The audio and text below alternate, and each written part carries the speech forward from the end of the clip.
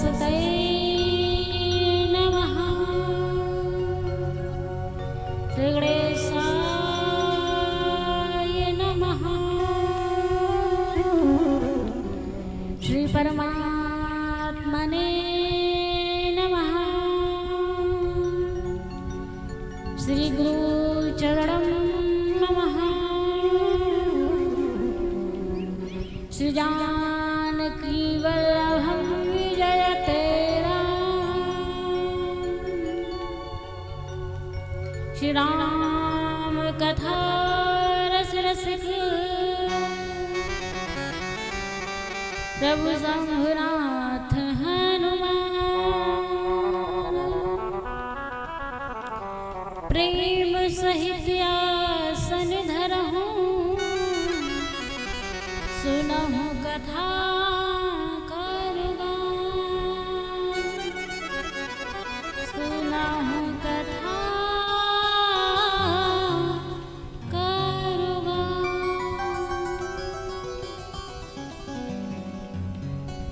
गुरुर्ब्रह्मा गुरुर्विष्णु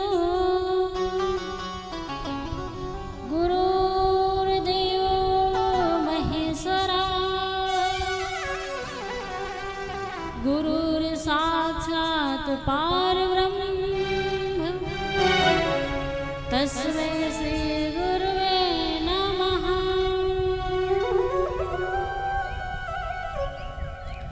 कर्पूर गौरम करुणावतारम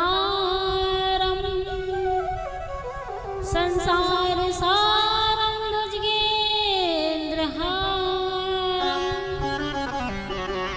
सदा वसन्तं हृदयारविन्दे भवं भवानी सहितं नमामि। भवं भवानी सहितं नमामि। या देवी सर्वभूतेषु मातृरूपेण संस्थिता। नमस्तस्यै नमस्तस्यै नमस्तस्यै नमो नमः। राधा तो वरभागिनी कौन तपस्या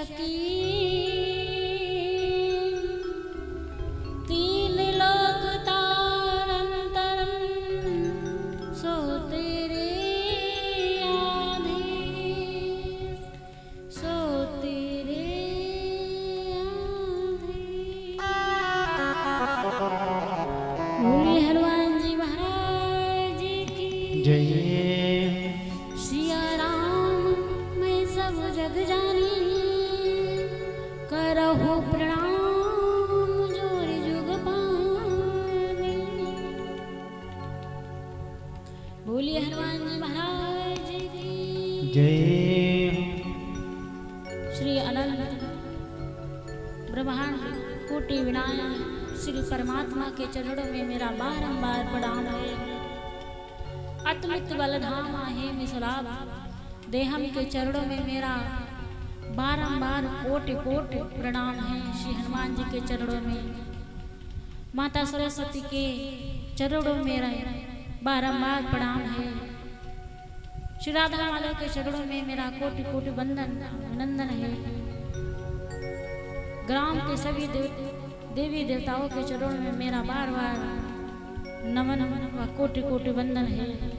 आए हुए सभी भक्तजन सभी श्रोताओं के चरणों में मेरा बार बार आनंदन अभिनंदन है। व्यासपीठ पर विराजमान सरस्वती पुत्र सभी वादकों के चरणों में मेरा बारंबार प्रणाम है। श्री राधा माधव के चरणों में मेरा कोटि कोटि नमन है। बोले सच्चे दरबार की जय हो। आइए भगवान की कथा की तरफ चलते हैं। कहते हैं कि आप मेहनत करो ठीक है, जितना मेहनत करो ठीक है, लेकिन बिना प्रभु के कृपा के बिना कोई काम नहीं होता है। मेहनत अपनी जगह पे है, और जब तक श्री राम जी हमारी नहीं चाहेंगे तब तक आपका कोई भी काम नहीं बनेगा महाराज। पत्ता पत्ता डाल डाल कड़ कड़ में विराजमान पार ब्रह्म परमेश्वर जब तक नहीं चाहेगा तब तक कुछ नहीं होगा। आप लाख उपाय कर लीजिए, लेकिन जब तक वो नहीं चाहेगा तब तक कुछ नहीं होगा महाराज। आज हमारी आजीविका चलती है तो सिर्फ परमात्मा के सहारे है, क्योंकि अगर जो हमें ठेक भी लगती है तो हमारे मुंह से निकलता हाय राम, और जब हमारे मुंह से हाय राम निकलता है ना तो आधी पीड़ा हमारी हर लेते हैं महाराज वो प्रभु। इसलिए भक्त कहता है कि प्रभु आपके बिना मेरा कोई उद्देश्य नहीं, जीवन का मेरा कोई जीवन नहीं है। तो आप सभी लोग बोलेंगे कि प्रभु आपके बिना मेरा ये जीवन अधूरा है। मेरे साथ साथ में सभी लोग बोलेंगे कि मेरी आपकी कृपा से, किसकी कृपा से? आपकी कृपा से क्या हो रहा है? मेरे सारे काम हो रहे हैं। मैंने कहा ना कि उसके बगैर कुछ नहीं होता है, इसीलिए मीठी मीठी तालियों के साथ है।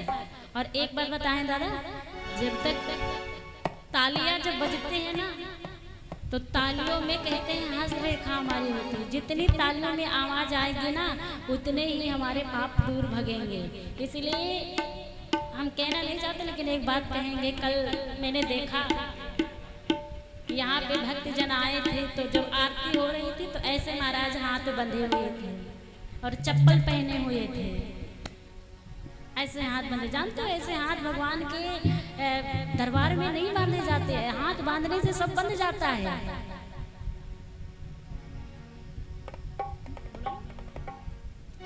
सारे हाथ बंध जाते हैं महाराज।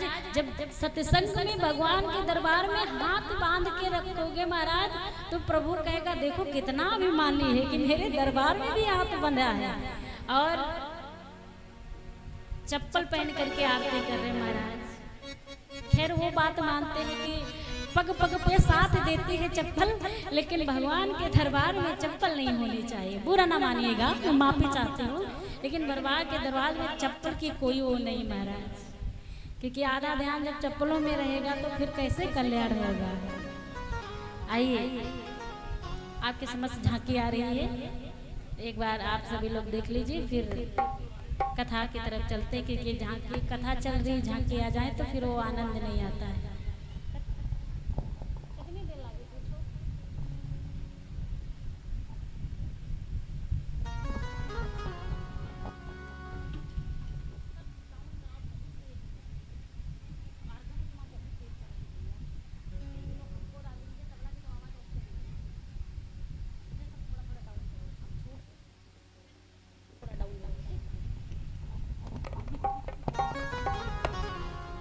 बोले शंकर भगवान की जय। अच्छा माताओं, कहते हैं श्रीमद् भागवत कथा में कलश उठाया जाता है, लेकिन कलश क्यों उठाया जाता है? अपने शौक के लिए कलश ना उठाया जाता है महाराज। जानते हो कलश क्यों उठाया जाता है? कलश की महिमा जानते हो क्या है? गंगा जी से जल भर करके लाए, और जल भर करके लाए हैं, और ये कलश यहाँ पे रखा हुआ है। कलश यहाँ पे रखा हुआ है तो देखते हैं कि कलश इधर उधर लोग डाल देते हैं। जाएंगे तो कहीं स्थान पे रख देंगे या तो फिर यहीं रखा रहेगा, लेकिन ऐसी गलती कभी ना करना। 7 दिवसीय कथा चलती है ना, प्रथम दिन से कलश उठता है। कथा प्रारंभ होने से पहले कलश की स्थापना हो जाती, बीच में हिलाया भी नहीं जाता है। और एक बात, जिसका जिसका कलश हो, शाम को आकर के कलश के पास दिया जरूर जला देना। महान पाप लगेगा, दिया जरूर जला देना आकर के।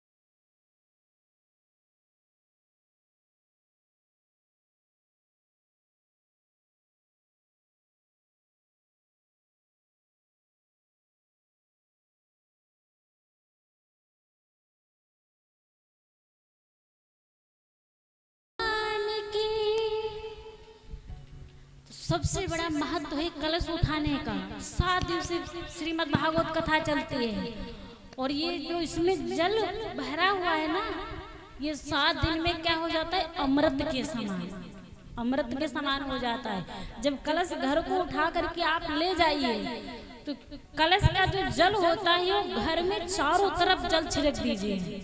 इससे क्या होती है कि जितनी निगेटिव घर में होती है ना, सब पॉजिटिव में बदल जाते हैं महाराज। जितना घर में साया इत्यादि रहेगा, जल पड़ते ही वो दूर भाग जाएगी महाराज। और घर के चारों तरफ डाल दीजिए, उससे आपके घर की बंधेजी हो जाएगी। कभी भी कोई प्रेत बाधा इत्यादि आपके घर में प्रवेश नहीं करेगा। कलश जब खाली हो जाए तो उसमें थोड़ा अनाज भर करके किसी को दान में दे दीजिए महाराज। कलश घर पे ना रखो, ये है कलश की महत्व। और उसमें जो माला लगी पड़ी है ना कलश में, उस माला को ले जाइए, या तो फिर धूप बत्ती बना लीजिए, या तो फिर उसको हाथ से मिल करके, या तो घर घर में तो मिक्सी हो गई है, मिक्सी से पीस करके उसका बुरादा बना लीजिए। अब बुरादा बनाने के बाद में घर के चारों तरफ डाल दीजिए।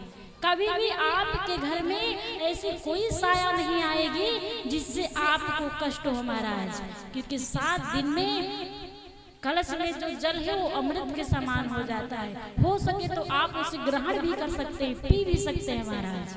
ये है कलश उठाने का पूरा महत्व, ये होता है महाराज। हम तो देखते कलश उठाएंगे, यहाँ से ले जाएंगे, घर में डाल देंगे, पढ़ाई इधर उधर लुढ़क रहा है महाराज। कहीं प्रसाद में मंदिर से माला पा जाएंगे, घर में कहीं डाल देंगे, कहीं इधर उधर पड़ा है, ऐसा ये अपमान होता है महाराज। इसलिए सदा ध्यान रखो, कलश का महत्व बहुत बड़ा होता है। बोले शंकर भगवान की जय हो। आज महाराज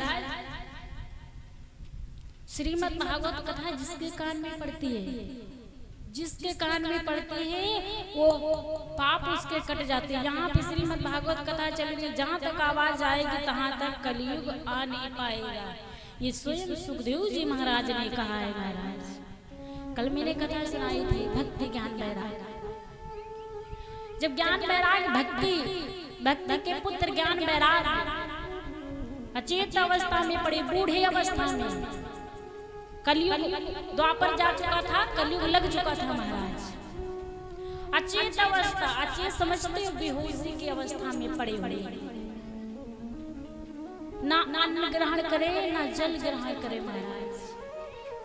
एक जगह पर महाराज ज्ञान है और एक जगह पर वैराग पड़े हुए हैं। अरे भक्ति रो रही है। तब तक उधर से नारद जी निकले। नारद को देखते ही महाराज भक्ति के आंखों में आंसू आ गए, नेत्र सजल हो गए। देव ऋषि नारद ने पूछा, ओ तुम कौन हो? भक्ति रोने लगी, कहने लगी, हे परमात्मा आपके दर्शन मात्र हमारे नेत्र सजल हो गए। हम क्या बताएं आपको, हम कौन हैं? देव ऋषि नारद ने कहा, बताओ तो तुम कौन हो? भक्ति कहने लगी कि मैं एक माता हूँ। देव ऋषि नारद कहने लगे, ये कौन है? कहने लगे, ये मेरे पुत्र हैं ज्ञान और वैराग। क्या हुआ इनको? भक्ति बताती है कि कलयुग के असर से ज्ञान और वैराग बूढ़े हो चले हैं। देव ऋषि नारद से विनती करते हैं कि हे ऋषि, आपसे मेरा विनम्र निवेदन है कि आप मेरे पुत्रों को फिर से युवा कर दीजिए, नहीं तो कोई कहेगा कि अरे माता जवान और पुत्र बूढ़े, ऐसा कैसे हो सकता है? जब रोने लगे महाराज तो देव ऋषि नारद से देखा ना गया। देव ऋषि नारद ने कहा, ठहरो मैं कोई उपाय करता हूँ। ना जाने कितने गीता के पाठ किए महाराज, ना जाने कितने मंत्रों का जाप किया, ना जाने कितने गंगा इत्यादि नदियों पे गए महाराज, और ना जाने कितने सत्यनारायण की कथा कही महाराज, कितने व्रत नियम इत्यादि किए। कुछ फर्क भी नहीं पड़ा किस पे? ज्ञान और वैराग्य पे। जा करके कान में बोली, ज्ञान उठो, वैराग्य उठो। थोड़ा देव ऋषि की आवाज सुन करके थोड़ा जगे, लेकिन फिर उसी अचेत अवस्था में गिर गए महाराज। और जब उसी अचेत अवस्था में गिर गए, अब तो रोने लगी भक्ति कि अब मैं क्या करूंगी स्वामी। देव ऋषि नारद से ये दुख देखा ना गया। देव ऋषि नारद से दुख देखा ना गया। तो देव ऋषि नारद ने कहा, आप ठहरो, मैं शीघ्र ही आता हूँ। और जो ही आगे बढ़े तो ही एक आकाशवाणी हुई, सोई आवाज आई कि हे देव ऋषि नारद, तुम जिसका उपाय ढूंढ रहे हो वो तुमको उपाय जा करके वंद्रिक वन में मिलेगा। देव ऋषि नारद बताए, आकाशवाणी से जो आवाज आई, उस आवाज से जो बताया गया उसी मार्ग पर चले गए। और कहाँ पहुंचे? वंद्रिक वन में। और जब वंद्रिक वन में पहुंचे तो देखा क्या, 4 संत बैठे हुए महाराज। 4 संत, वो भी कितने, 5 साल की अवस्था में, छोटे छोटे। वो दिखने में 5 साल के हैं, लेकिन नहीं, पूर्वजों के भी पूर्व है महाराज। वो दिखने में तो 5 साल के हैं, उनसे बड़ा ज्ञाता तो कोई है ही नहीं। प्रथम संत थे महाराज, जिनका नाम सनत, सनानंदन, सनत कुमार इत्यादि पड़ा महाराज। 4 दंडोत प्रणाम किया। और जब दंडोत प्रणाम किया महाराज देव ऋषि नारद ने, तो सनत कुमार आदि ऋषियों ने पूछा, कैसे आना हुआ महाराज? देव ऋषि नारद ने कहा, आप तो सब जानते हैं कैसे आना हुआ। सारी बात बताई जो भक्ति ने कही थी।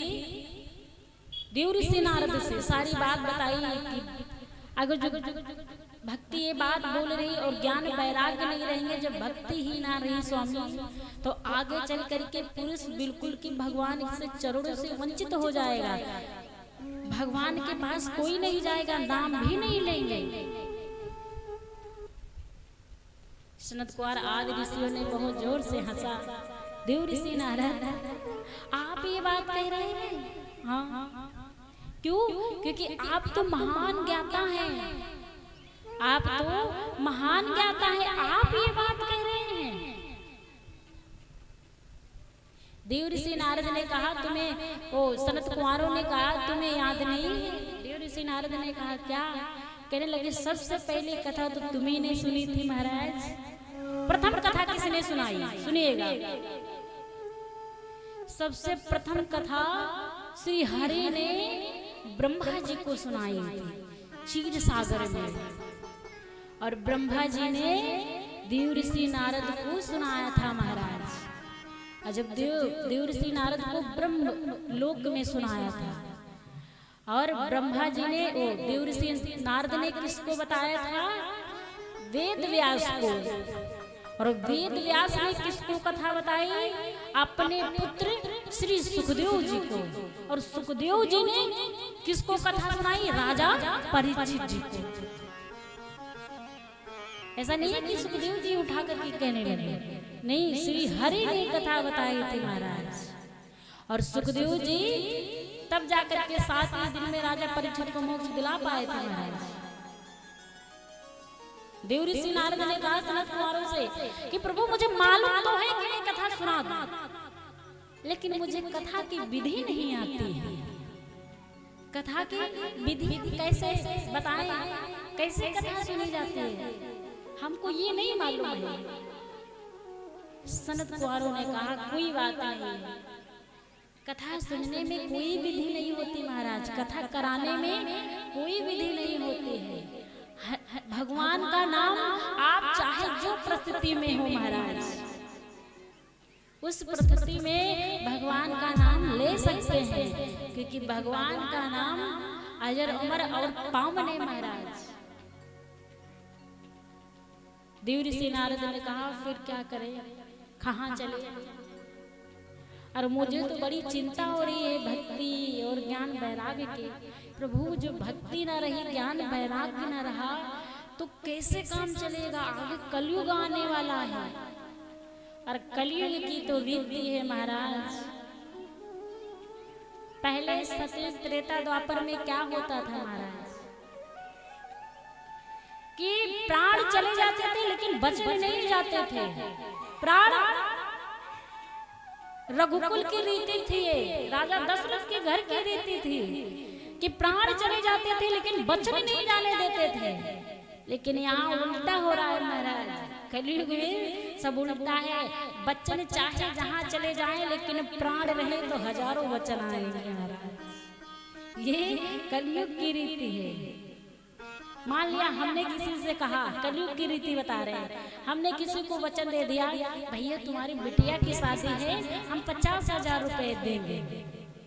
और जब शादी की बारी आई, मांगने आया बिटिया वाला, भैया आपने पैसे सखरे थे दिए नहीं, तो आप क्या कहेंगे कि क्या बताएं पैसों का जुगाड़ नहीं हो पाया। बच्चन गए या नहीं गए, इसलिए बच्चन ना जाने पाए। अगर जो आप अपने कर्तव्य पर चलोगे ना तो पग पग पे भगवान साथ देगा, और जो कर्तव्य से इधर उधर भटके तो भगवान साथ नहीं देता है। क्योंकि भगवान स्वयं कहता है कि मोह कपट छल छिद्र न भावा। मोह कपटी इंसान नहीं भाता है, चालाक इंसान नहीं भाता है, बुराई करने वाला नहीं भाता है, फिर कैसा भाता है? मोह तो केवल एकदम सज्जन व्यक्ति हो, किसी से लेना देना ना रखे महाराज, ऐसा मुझे प्यारा होता है।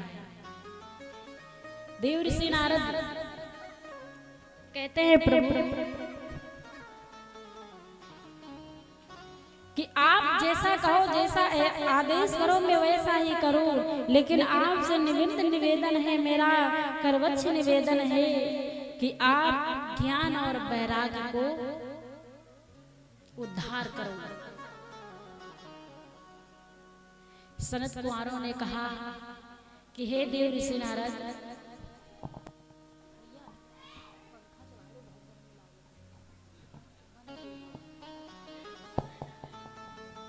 बोलिए सच्ची दरबार की जय हो। सनत कुमारों ने कहा, ऋषि ने नारद जी के मन में कुछ सवाल उत्पन्न हुए महाराज, और जब सवाल उत्पन्न हुए तो देव ऋषि नारद ने आज सनत कुमारों से पूछा। देव ऋषि नारद ने सनत कुमार मुनियों से पूछा कि भक्ति ज्ञान और वैराग्य की पुष्टि कैसे होगी, कैसे होगी पुष्टि? तब मुनियों ने बताया कि ऋषियों ने संसार में दुख निवृत्त है, मार्ग में भक्ति के मार्ग में सिवाय दुख के अलावा कुछ नहीं मिलता है। भक्ति के मार्ग पे अगर जो आप चलोगे तो सिवाय दुख के अलावा कुछ नहीं मिलेगा आपको, और वो भक्ति है, भक्ति को दुख मिल रहा है। देव ऋषि नारद ने कहा कि हे सनत कुमारों, जो आकाशवाणी हुई थी मैं उसी के पक्ष में लेकर के आया, उसी को देखते हुए लेकर के आया। तो आप बताइए कि मैं किस विधि से और क्या करूं हम जो उनका उद्धार हो जाए। तब सनत कुमारों ने कहा कि हे देव ऋषि नारद, यज्ञ 4 प्रकार के होते हैं। कौन कौन से?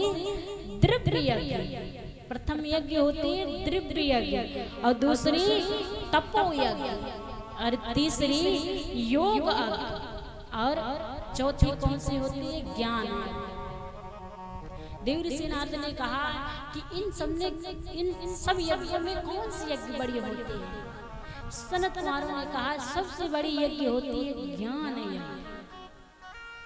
क्योंकि जहां पर ज्ञान होता है वहीं पर यज्ञ होते हैं, और जहां पर ज्ञान नहीं वहां पे यज्ञ नहीं होते महाराज।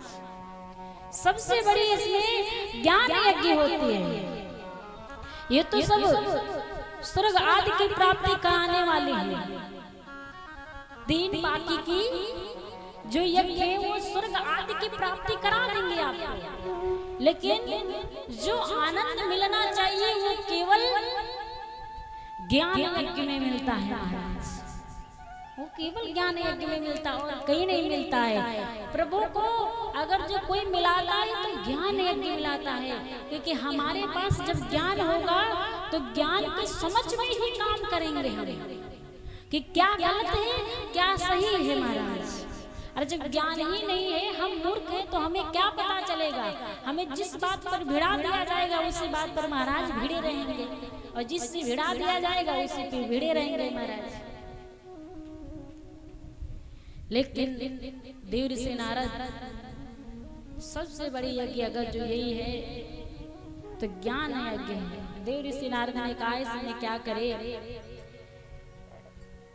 तब देव ऋषि नारद कहते हैं कि इसमें क्या करे स्वामी। तब सनत कुमार आदि कहते हैं कि आप जिस प्रकार से आकाशवाणी हुई थी तो उसी प्रकार से हम बताए तो आप साप्ताहिक श्रीमद् भागवत कथा का वर्णन कर दीजिए।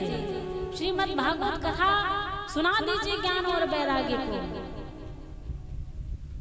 देव ऋषि नारद ने कहा कि लेकिन मैंने पाठ इत्यादि मंत्र आदि सब जपे, उनसे कल्याण नहीं हुआ, तो ये श्रीमद् भागवत से कैसे कल्याण होगा। सनत कुमार ने कहा आपको नहीं मालूम है, जानते हो श्रीमद् भागवत कथा क्या है। जब द्वापर लगा था, ध्यान दीजिएगा, जब द्वापर लगा था और जब द्वापर समाप्त हो गया, कलयुग की बारी आई, और जब कलयुग की बारी आई थी तो भगवान श्री कृष्ण जब कलयुग छोड़ करके जाने लगे, जब धराधाम छोड़ करके जाने लगे, तब उद्धव जी ने कहा था कि हे माधव आप जा रहे हो, लेकिन आपके नाम को कैसे जाना जाएगा, आपके नाम को कैसे विख्यात किया जाएगा। उद्धव जी ने कहा था भगवान श्री कृष्ण से आप तो जा रहे हो, लेकिन आगे कलयुग है तो लोगों का उद्धार कैसे होगा। तब भगवान ने बड़ी सुंदर बात कही थी महाराज। उद्धव जी से भगवान कहते हैं कि मैं स्वयं श्रीमद् भागवत कथा हूँ। उसी क्षण में भगवान अंतर ध्यान हुई, और अंतर ध्यान जब हुई तो एक ज्योति सी जली, और वो ज्योति आकर के श्रीमद् भागवत कथा में बैठ गई महाराज। श्रीमद् भागवत कथा साधारण कथा नहीं है महाराज, इसमें स्वयं भगवान श्री कृष्ण विराजमान है। और जो श्री कृष्ण को समझ गया महाराज, वो श्री कृष्ण को पा गया। इसलिए श्रीमद् भागवत कथा आनंद रूपी नहीं है कि हम जाकर के आनंद लेंगे, इसमें स्वयं भगवान विराजमान है। सनकाद आदि ऋषियों ने कहा कथा बाजने वाला और कथा सुनने वाला दोनों कर्ताव्य होते हैं इसमें से महाराज, दोनों को पुण्य प्राप्त होती है।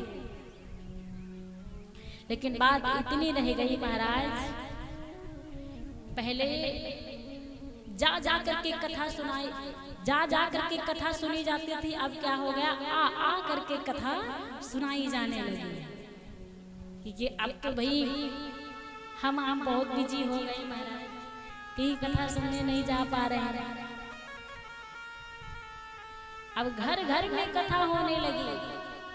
भगवान ने सोचा अगर जो एक जगह कथा रह जाएगी तो बात बनेगी नहीं, लोग बड़े पापी हो जाएंगे। तो स्वयं भगवान ने कहा कि अब मैं घर जा जा करके सबको कथा सुनाऊंगा, पुण्य को प्राप्ति बनाऊंगा।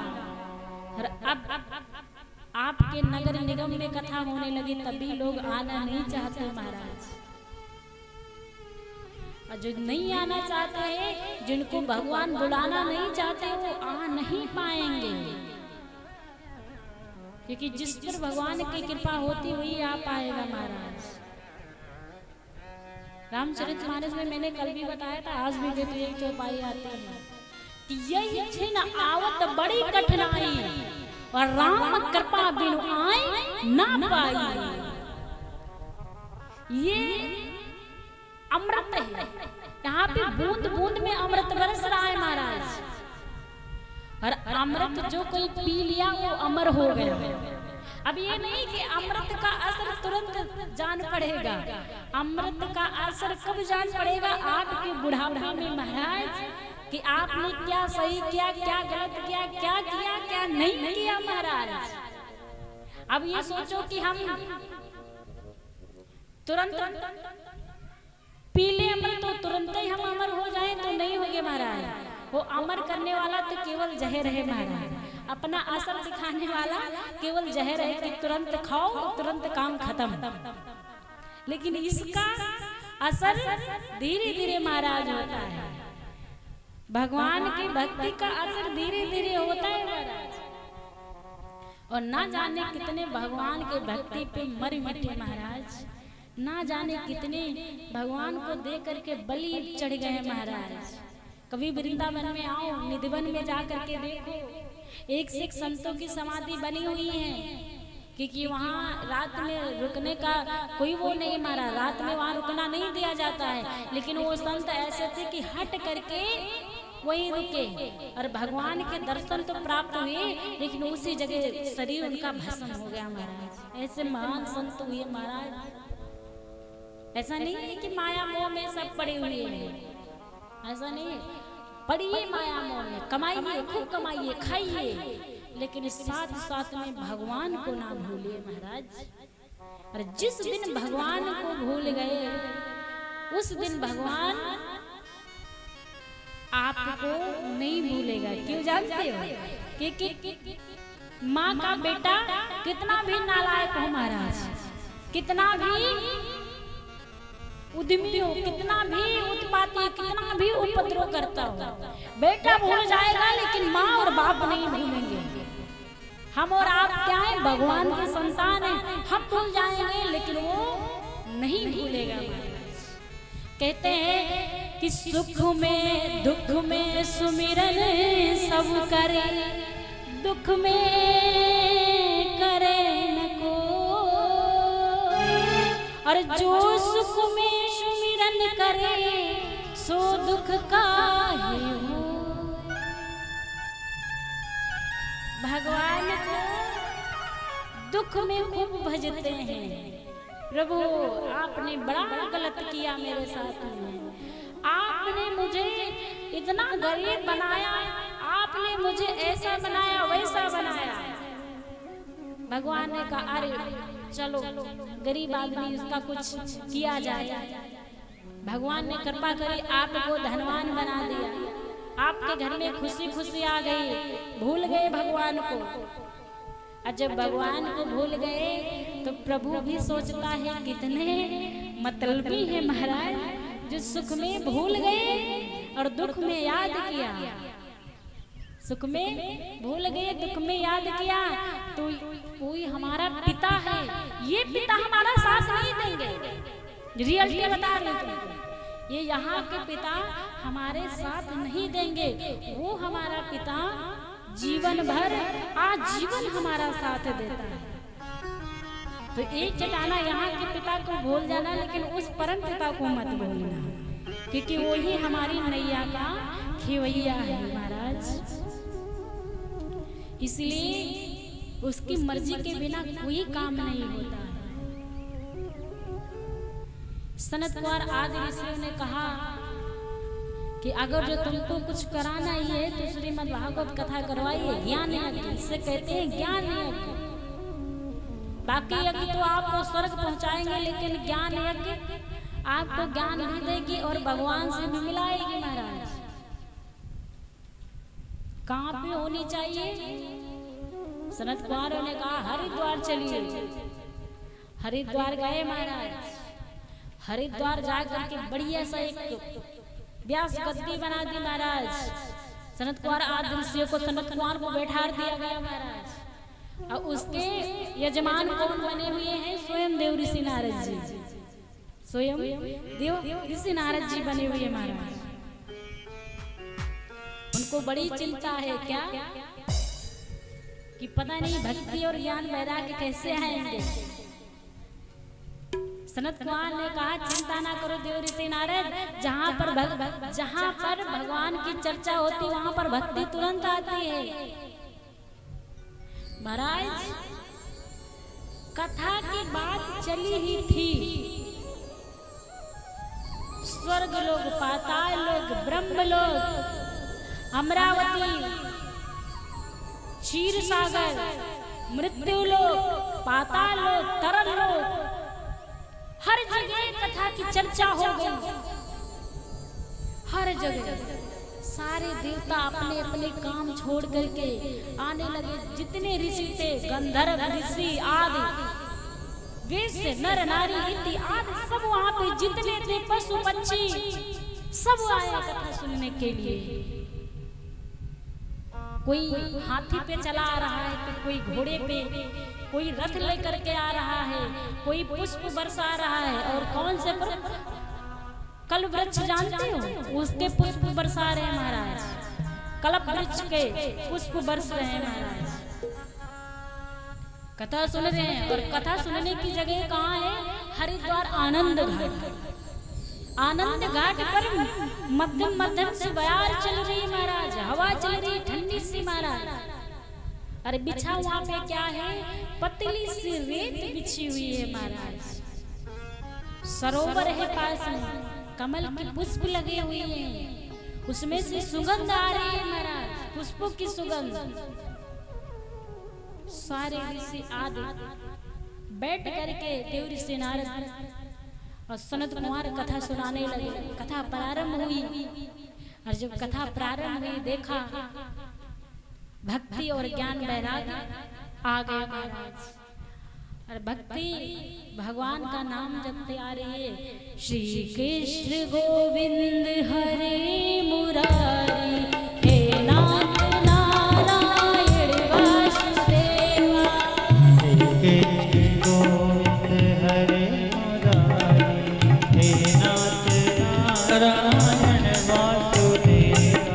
श्री कृष्ण गोविंद हरे मुरारी, हे नाथ नारायण वासुदेवा। श्री कृष्ण गोविंद हरे मुरारी, हे नाथ नारायण वासुदेवा। श्री कृष्ण गोविंद हरे मुरारी, हे नाथ नारायण वासुदेवा। श्री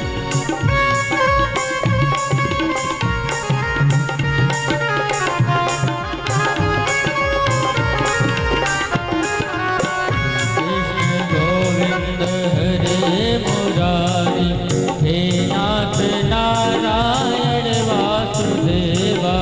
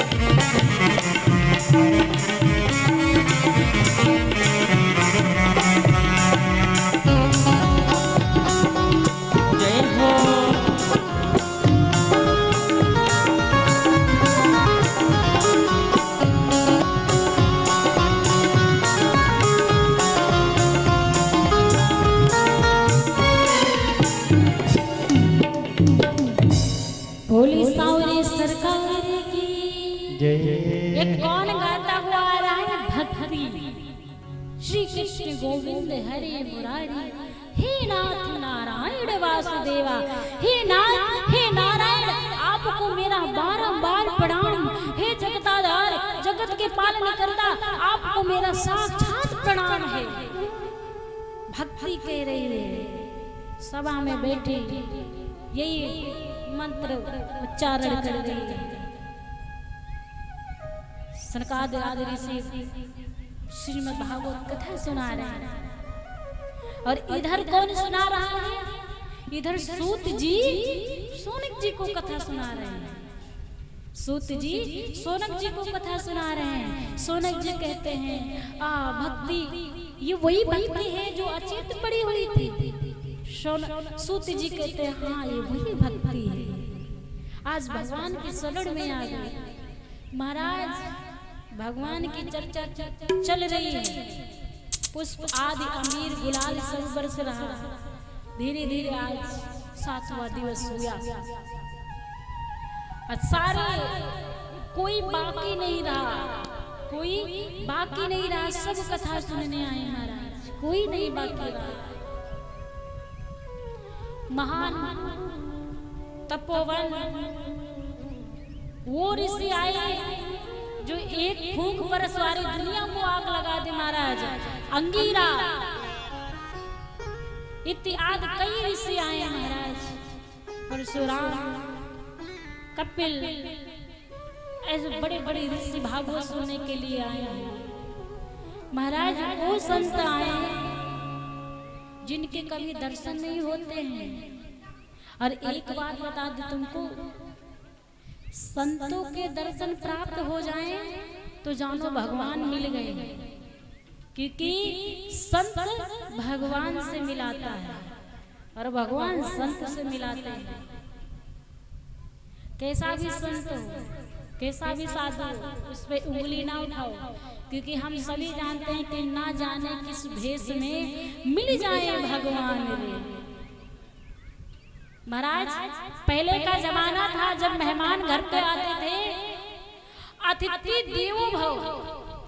अतिथि जो हमारे थे मेहमान भगवान के बराबर थे।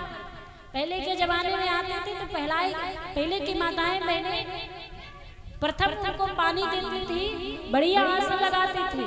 आसन लगाने के बाद में भोजन इत्यादि कराने के बाद में शाम को हाथ का पंखा लेकर के धीरे धीरे हाँकती और तब पूछती बताइए पहुना कैसे आना हुआ, बताइए सब कुशल मंगल है। लेकिन वो रीति चली गई। अब ये आई है कली। यहाँ क्या होता है, आते आते लोग कहेंगे कि पतली पिन का चार्जर है। आते आते महाराज पतली पिन का चार्जर मांगेंगे। तो वो जमाना बदल गया महाराज। ये दूसरा जमाना है। भोजन पानी बाद में, पहले मोबाइल चार्ज हो जाए बाद में देखा जाएगा।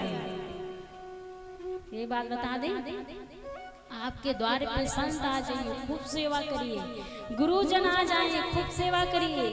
क्यों? क्योंकि बिना संत के भगवान नहीं मिलते हैं। आप किसी भी मंदिर में चले जाइए, देखिए संत भगवान हनुमान जी की लगी होगी तस्वीर या मूर्ति इत्यादि, भगवान हनुमान जी की बनी होगी। ये संत है। ये कहते हैं पहले हमसे मिलो, उसके बाद हमारे प्रभु से मिलना। अच्छा कभी काम ना बने, डायरेक्टली आप राम जी के पास, माता जानकी के पास ना जाइए। सबसे पहले हनुमान जी से कहिए आकर के कि आप प्रभु आप तो दास है, मेरा काम आप ही बना सकते हैं। जब हनुमान जी ना सुने तो माता जानकी के पास जाइए, क्योंकि जानकी के पास जाने से बहुत बढ़िया काम बनता है महाराज।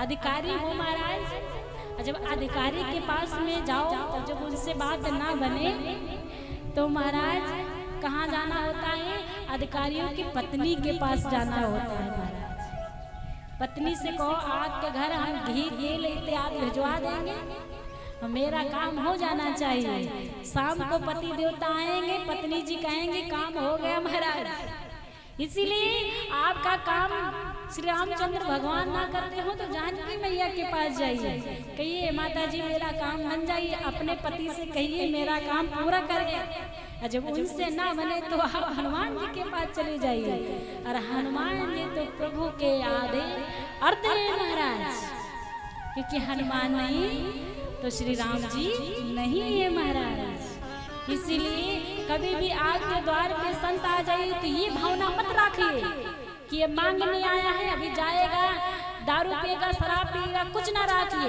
ये देखिए उसमें कि ये हमारे द्वार पर भगवान आए हैं। क्योंकि कहा गया है महाराज, 2 लाइनों में आपको बताते कहा गया है कि मेरा तार हरि से मेरा तार हरि से जोड़े ऐसा कोई संत मिले। मेरा तार हरि से जोड़े, मेरा तार हरि से जोड़े ऐसा कोई संत मिले, ऐसा कोई संत मिले। मेरा तार हरि से जोड़े, मेरा तार हरि से जोड़े ऐसा कोई संत मिले, ऐसा कोई संत मिले। मेरा तार हरि से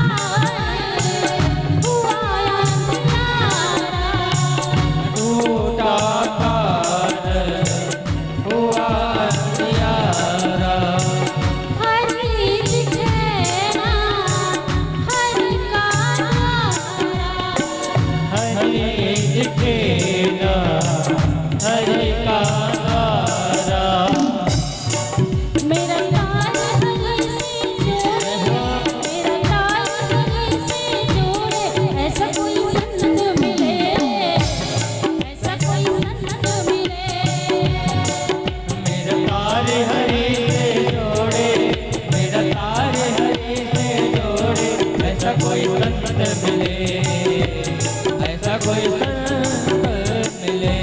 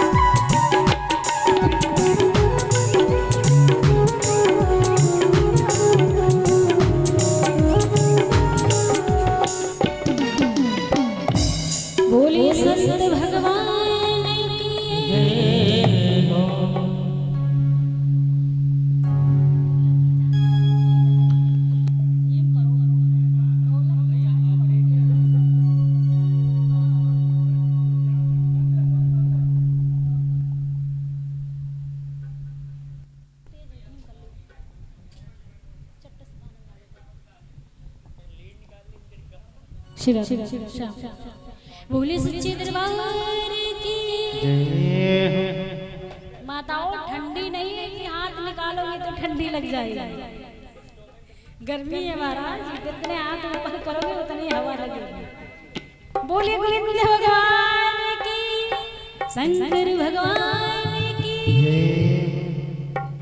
कहते हैं कि जितना ऊंचा हाथ उठेगा और जितने सीधा रहेगा महाराज, हमारी जो हाथ की रेखाएं हैं ना, ये टेढ़ी मेढ़ी है। कहीं किस्मत खराब भी होगी तो ऐसे हाथ उठाओगे, ऐसे मत उठाना, ऐसे उठाना। तो ये हाथ की रेखाएं कौन देखता है? हमारे भोले बाबा। फिर तो वो कहते अरे हमारे भक्त की तो रेखाएं हाथ की टेढ़ी मेढ़ी हैं, इनको सीध किया जाए।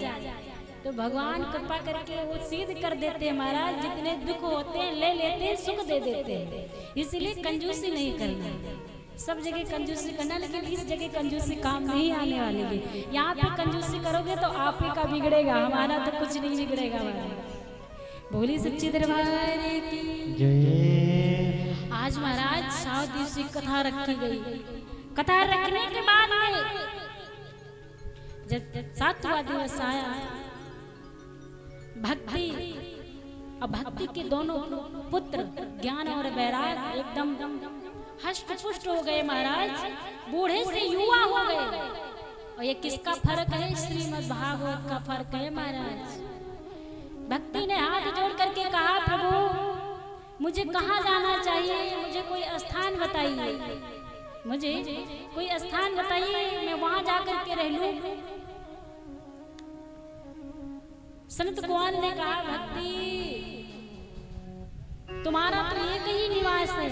कहा? आप जा करके सबके हृदय में विराजमान हो जाओ, सबके हृदय में विराजमान हो जाओ। हम आप सबके अंदर भक्ति विराजमान है। ये वही भक्ति है महाराज जो आज हम आपको यहाँ खींच करके इकट्ठा कर रहे हैं महाराज। भक्ति ने कहा, मेरे पुत्र। सनत कुमार ने कहा, जहां पर माँ रहेगी वहीं पर तो बेटे रहेंगे, जाओ तुम भी जाओ महाराज। आज भक्ति और ज्ञान और वैराग्य एक ही साथ में रहते हैं महाराज। आपने देखा होगा किसी किसी के घर में बहुत बड़े पुजारी होंगे, अरे कोई महाराज ज्ञान ले लेता है तो कोई वैराग्य ले लेता है। माँ के साथ ही पुत्र रहते हैं। अंत में भगवान श्री हरि आए। श्री हरि नारायण ने कहा, देव ऋषि नारद मैं बहुत प्रसन्न हूँ, आपने ऐसा कार्य ही किया है। मांगो, क्या मांगना चाहते हो? मैं आज वरदान देना चाहता हूँ। देव ऋषि नारद ने कहा, कुछ नहीं चाहिए प्रभु, बस इतना वरदान दीजिए कि जहां कहीं भी कथा हो आपकी, कहीं भी कथा चल रही है, कहीं बार भी आप इतना वादा करिए, मुझे वचन दीजिए कि आप कथा के 7वें दिन पर आकर के दर्शन देंगे। भगवान श्री हरि योम अस्त कह करके चले जाते, अंतर्ध्यान हो जाते हैं। आज भी महाराज कथा के 7वें दिन आज भी भगवान श्री हरि नारायण यहाँ स्वयं आते हैं, लेकिन दिखाई नहीं पड़ते हैं, पापों की वजह से दिखाई नहीं पड़ते हैं। ऐसा नहीं कि हम और आप एकदम कोई पाप जिंदगी में किया ही ना हो महाराज। किसी को जान में, कोई जान में पाप करता है तो किसी से अनजान में पाप कर दे हो जाता है। कोई यहाँ पे दीदी इधर बतला लो आगे, वो तो हमसे ज्यादा बोली सच्ची दरबार की जय। आज कहीं भी कथा चलती हो, 7वें दिन पर देखिएगा भगवान श्री हरि जरूर आते हैं, लेकिन वो दिखाई नहीं पड़ते हैं, अदृश्य होते हैं महाराज। और सब देखते हैं कि कौन क्या कर रहा है महाराज। सौनक जी सूत जी से कहते हैं, वहां भी तो कथा सब सुन सुन के महाराज चले गए अपने अपने धाम भगवान को प्रार्थना कर करके, लेकिन सौनक जी सूत जी से कहते हैं कि हे भगवान। और ये सूत जी कौन है? वेद व्यास के चेले हैं महाराज। सौनक जी सूत जी से बोले कि हे प्रभु, मेरी एक बात समझ में नहीं आई। क्या? मेरे समझ में ये नहीं आया कि एक वो माँ है, अपने पुत्रों के लिए उसने अपना जीवन त्यागने को ठान लिया था, और आगे एक वो माँ होती है जो अपने सुख के लिए अपने पुत्रों को मार देते हैं महाराज। अपने बेटियों को मार। कई घटनाएं ऐसे आप लोगों ने सुना होगा कि जन्म देती हुई माँ बच्चे को फेंक करके चली जाती है। 5-6 साल बच्चे को माँ मार देते हैं। वो कहा गया ना, कहावत है कि माता कुमाता नहीं हो सकती है, पूत कपूत हो सकता है, लेकिन ये उल्टा है कलयुग में, माता भी कुमाता हो सकती है। महाराज अपने सुख के लिए आदमी कुछ भी कर सकता है। जब सूत जी से सौनक जी ने ये बात कहा, तब सौनक जी ने सूत जी सोनक जी को बताते हैं कि अब सुनिएगा कि माँ और बेटे में कितना अंतर होता है। सुनिएगा, एक राज्य है और उस राज्य में एक महान भगवान के विद्वान, महान विद्वान एक ब्राह्मण देवता रहते हैं। कहाँ रहते हैं? तुंगभद्रा के नदी के किनारे उत्तम नगर गांव था।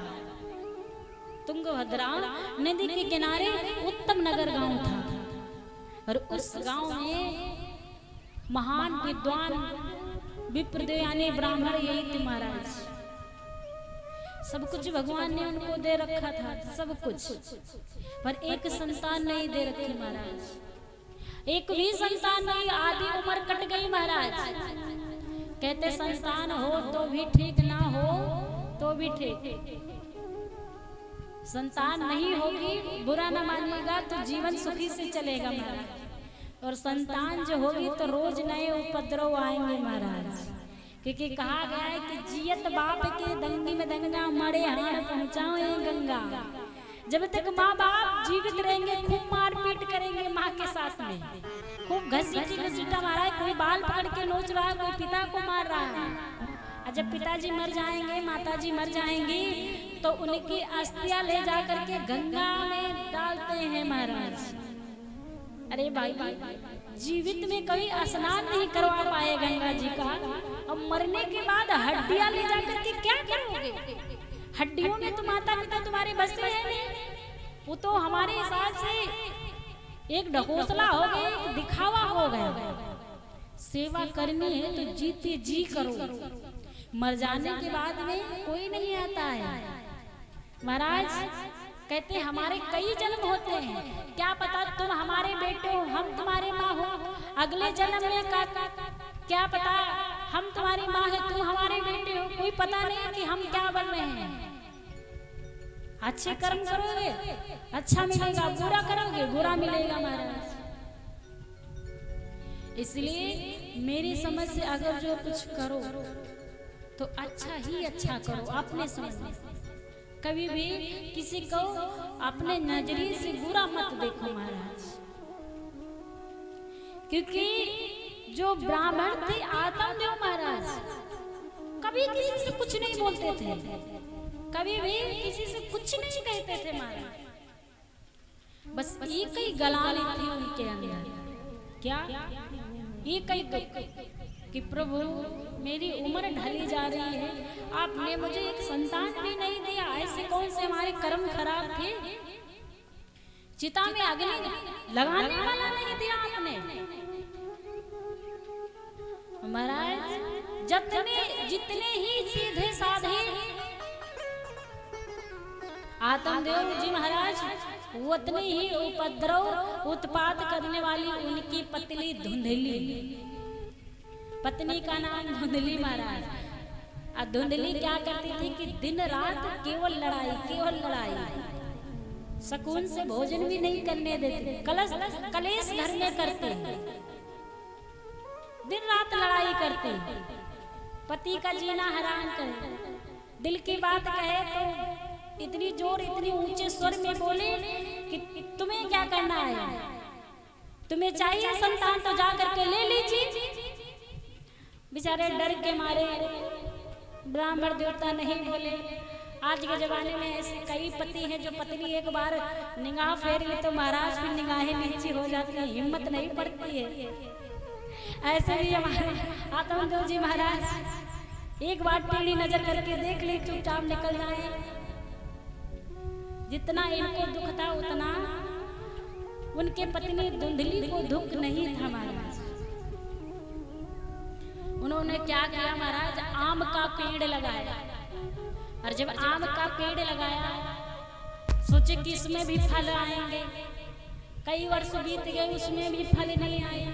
फूल लगाए, उसमें भी फूल नहीं। पौधे लगाए, उसमें भी फूल नहीं आए। फिर एक गाय लाई, गाय को पाला। कोई बात नहीं, गाय तो बछड़ा देगी ही, क्या बच्चा देगा ही महाराज। कई वर्ष बीत गए, गाय भी बछड़ा नहीं दी। अब तो पड़ोसी ताना मारे, अरे तुम्हारा तो सुबह सुबह मुख देख ले। महाराज एक बार बताएं कि जितना सीधा दिल पे वार ताने करते हैं, बातें करते हैं ना, उतना मार दर्द नहीं देता है। आप किसी को ताने कभी ना मारिएगा, कुछ भी हो जाए, क्योंकि उसके नसीब की बात है। क्योंकि जो नसीब में लिखा होगा वही मिलेगा महाराज, जबरदस्ती नहीं मिलेगा। अगर जो सबसे दुखदाई है तो फिर वो है ताने, बातें हैं। एक प्रकार से आदमी मार भूल जाएगा लेकिन बातें कभी नहीं भूलेगा। वो शब्द कटुक वचन ऐसे कभी नहीं बोलेगा, वो कभी नहीं भूलेगा जो उसके दिल पे सीधे आके लगे हो महाराज। कभी कभी देखो कोई बात याद आ जाती होगी ना, तो यही मन करेगा कि रात में उठ करके रोना आ जाएगा। क्यों? क्योंकि ये बातें हैं ना, ये बातें जो लगती हैं, जो तीर की भांति घाव करती है हृदय में। मार पड़ेगा, भूल जाओगे, लेकिन बात नहीं भुलाई जा सकती है महाराज। इसीलिए किसी कवि ने कहा है कि ऐसी बानी बोलिए मन का खोए, और को शीतल करे आप शीतल होए। ऐसी बानी बोलिए, ऐसी बोली बोली कि आपको बोलते हुए हर्षित हो और सुनने वाले का मन मुग्ध हो जाए। क्या भाषा, क्या बोली बोली है, क्या बात बोली है। ऐसी बोली बोली है महाराज। ऐसी बोली बोल करके कभी ना बोलिए। कैसे कि ऐसी बानी बोलिए उच्चटे झगड़ा होए, हवा से झगड़ा ना होए, जो आपस तगड़ा होए। महाराज कभी किसी के साथ में लड़ाई झगड़ा करना तो उसकी हेल्थ देख करके, हाइट देख करके झगड़ा करना, क्योंकि पता लगे तुम दुबले पतले हो और बढ़िया मोटा चौड़ा एक रास्ता में धरती में घुसा देगा। तो ऐसी बात कभी नहीं कहना महाराज। इसीलिए ध्यान रखो, किसी को ताना ना मारो। मैंने कहा उसकी किस्मत की बात है, उसको नहीं मिला। बातें नहीं भूलते महाराज, कुछ भी हो जाए। आत्मदेव को ताना सीधे दिल पे लगते आकर के, लेकिन उनकी पत्नी धुंधली से कोई मतलब नहीं है। कोई कुछ कहे ना कहे, कोई मतलब नहीं महाराज। पति आत्मदेव बहुत परेशान। जब कुछ भी ना हुआ, जब लोग जिधर से देखे उधर से ताना मारे, कुछ भी ना हुआ, तो उनके मन में एक विचार रहेगा कि ना रहेगा बांस, ना बजेगी बांसुरी। जब मैं अपने प्राण ही गवा दूंगा तो फिर